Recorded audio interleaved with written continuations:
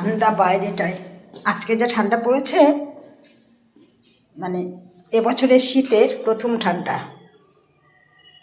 চলো দেখাই আজকের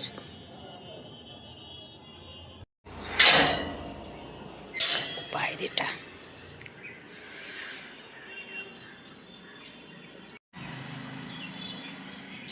সূর্য মামাকে দেখাই যাচ্ছে না আজকে, এত কুয়াশা চারদিকটা, একটুকু আলো নেই।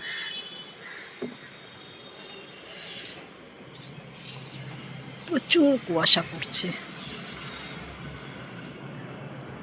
এখানে আমি একটা লঙ্কা গাছ লাগিয়েছিলাম, দেখবে কত লঙ্কা হয়েছে। এই দেখো, প্রচুর লঙ্কা হয়েছে। এই দেখো, দেখো কত লঙ্কা হয়েছে।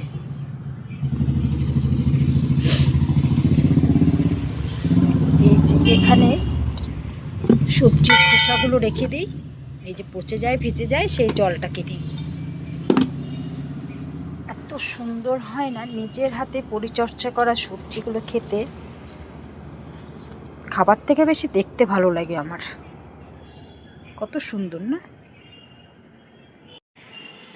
বলো? এই ঠান্ডার মধ্যে কাজ করতে ইচ্ছে করে? একদমই করে না।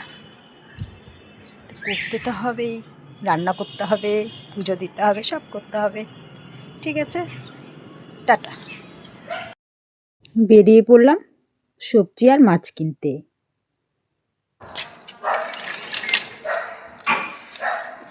অনেকটা রাস্তা, তাই একটা টোটোতে চেপে বসলাম।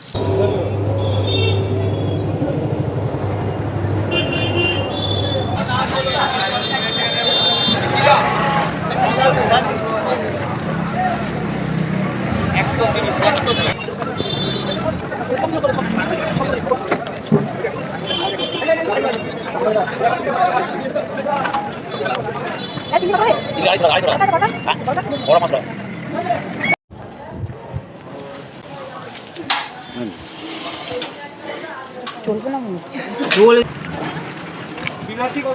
এই মাসিমা প্রতিদিনই ঠান্ডার মধ্যে এখানে বসেই সবজি বিক্রি করে, আর আমি সাধারণত ওনার কাছ থেকে বেশিরভাগ সবজিটা কিনি।